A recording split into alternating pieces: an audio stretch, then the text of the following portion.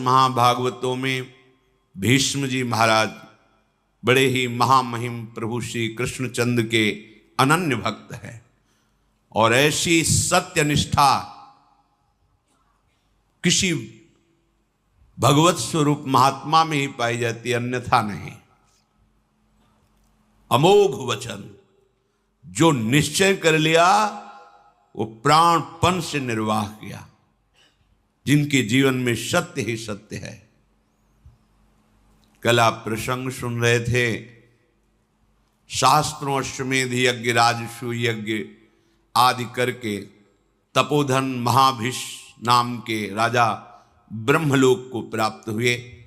ब्रह्मलोक सभा में वो विराजमान थे।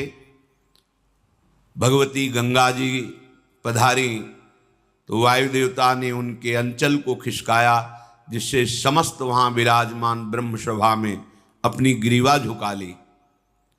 पर महाभिष गंगा जी को देखते रहे और गंगा जी महाभिष को।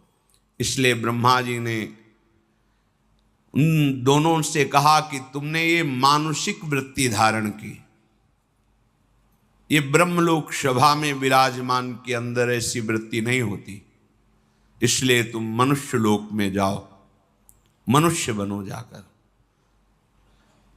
पीछे वर्णन किया था कि ये सब गंगा जी का ही रचा हुआ विधान था, क्योंकि अष्टवसुओं ने वशिष्ठ जी के शाप से मनुष्य लोक में जन्मने की बात गंगा जी से प्रार्थना की थी कि मुझे और कोई साधारण स्त्री अपने गर्भ में धारण नहीं कर सकती, हे माँ आप कृपा करो और मुझे अपने गर्भ में धारण करो।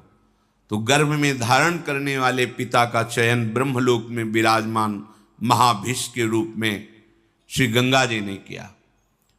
वही भूतल पर प्रतीप राजा के पुत्र महाराज शांतनु के रूप में प्रकट हुए ब्रह्मलोकवासी महाभिष राजा।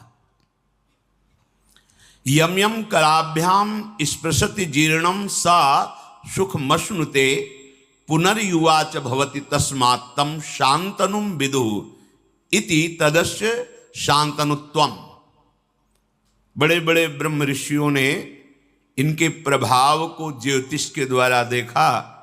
यम यम कराभ्याम स्पृशति, जिसको ये छू लेंगे हाथ से तो जीर्णम सा सुखमश्नुते, भले उसकी जीर्ण अवस्था हो वो तुरंत जवान हो जाएगा और सुखपूर्वक पूरा जीवन रहेगा, उसे कभी अशांति छू नहीं सकती, परम शांति बनी रहेगी।